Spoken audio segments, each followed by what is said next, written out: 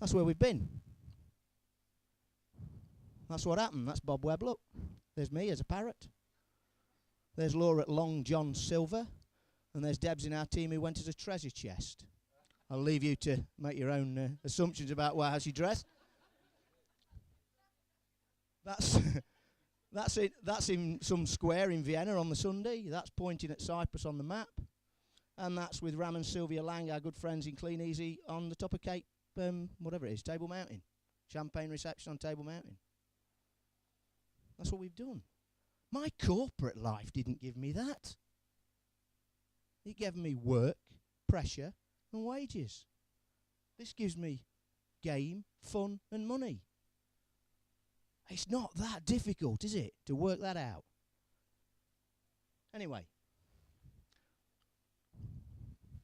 I think those were the two keys, the drive that Laura and I had, and the preparation on purpose that we had back in 2007 when we came back from Jim Rohn, because it took us 3 years to be an overnight success. Because then we went out and won a couple of cars. That was no accident. We just worked to build for those goals. And it was the drive and the preparation on purpose. But remember, I'm not talking about me. I'm talking about you. What's your drive? What's your preparation on purpose going to take you to? Have you got one? Are you preparing for something? However long it takes? 18 years corporate, 7.5 years Kleeneze. We won a Distributor Challenge trophy and we had a chance to show off on stage and show our bear. That's what Laura's business used to be, making those. Guess what? She now makes those for anybody in our team who goes gold. They get one. That's why you see the bear going across stage occasionally. Not as often as we'd like, but occasionally. And that's what we did in August the 12th last year. Now all we did there, and you can't read it because it's in red, at the bottom, is we made a commitment. Have you made a commitment to your business? Have you made a commitment to make it work for you, sat on your seat?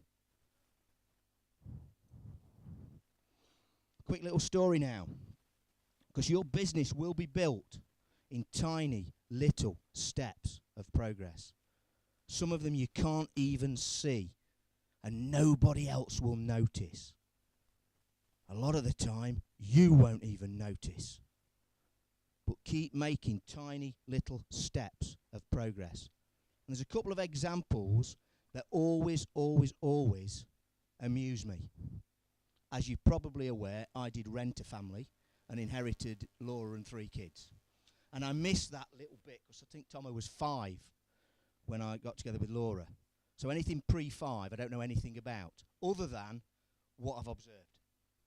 And what I've observed about adults with kids, and you need to think about this with you and your new team members.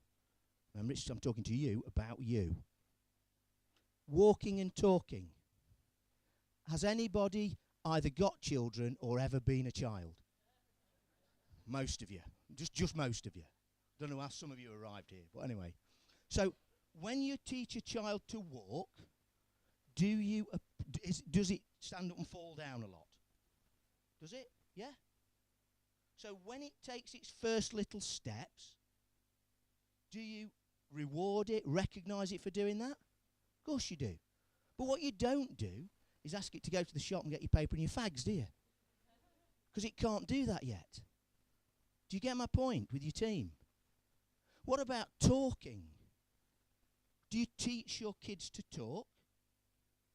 Do they then talk and you applaud them for talking? Dada, mama, whatever they say, I don't bloody know. Yeah? Poo-poo or whatever, I don't know. But do you applaud them for doing that? But what you don't do is ask them to come and stand at the front and do 30 minutes, do you? Do you? What amuses me about that is that parents, every single time, spend the first couple of years getting their kids to walk and talk, don't they? And then the next 15 to 20 years tell them to sit down and shut up. That's madness. So don't get involved in it. If you're going to be competitive in your Kleeneze business, and Laura and I found this out very early, you can only really compete with yourself. And the reason is that everybody's circumstances are different. And everybody has different availability to commit to Kleeneze. So if you are competitive, the only thing really that will progress your business with passion is if you compete with your own last 4 weeks. Not somebody else's last 4 weeks. Because you might not have the circumstances that they've got. So compete with yourself. Get involved. Have a thirst for knowledge. And value each step that you take, which is what you do with your kids. Do it with yourself and with your team. 10 tips here. And I'll read them out for you. If you want to write them down, write them down. The most important thing I saw when I went to my first conference and saw John Stevens speaking, and then when I came and saw Lynn McDonald speaking, and then when I see all these other massive players in Kleeneze speaking, I said to myself, and I said to my wife, why not us? What is it that they do differently to what we do? And then I went out and found the information. You must plan what you're attempting to achieve this month, this period, this year, next year. Because failure to plan is planning to fail. You must be laser focused on your targets. You must help other people achieve their goals. You must understand that this business is a law of averages. You will not, or very rarely, beat the averages. And if you think you can beat the averages, I guarantee you'll end up with the averages. You'll beat them for a while and then you'll be behind them for a while. But you'll end up with the averages. If you don't know what the averages are, ask somebody who does. If you don't care what the averages are, you're in the wrong bloody room.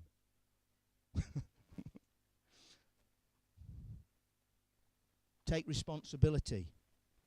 That's not a child's word, that's an adult word. Responsibility and commitment. Take responsibility for your own future. Please make it fun. Please be honest with yourself. Never give up. And please do not mistake intentions for accomplishment. Our business is littered with previous Amagonas. Do you know where they are now? They've gone and gone.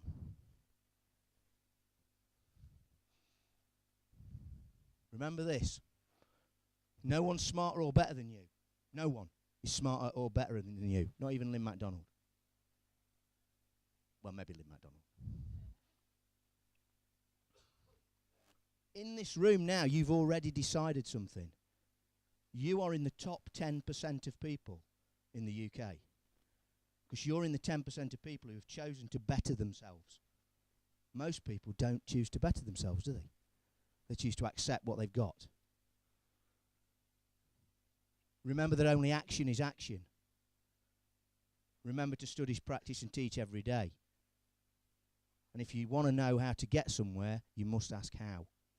How do I get to the next bit? How do I get to the next stage? How do I do this? How do I do that? Thirst for knowledge again. There's a very, very simple sentence for me that sums up the difference between successful people and unsuccessful people. And it is this. Successful people in any walk of life know what they want and they know how to get it. And unsuccessful people know what they hate and they know who to blame. You look out for that, because that is exactly how it is. Right. You thought I just finished, but I've only just started. This is your bit now. I'm going to try and do a little bit of coaching with you. Wow.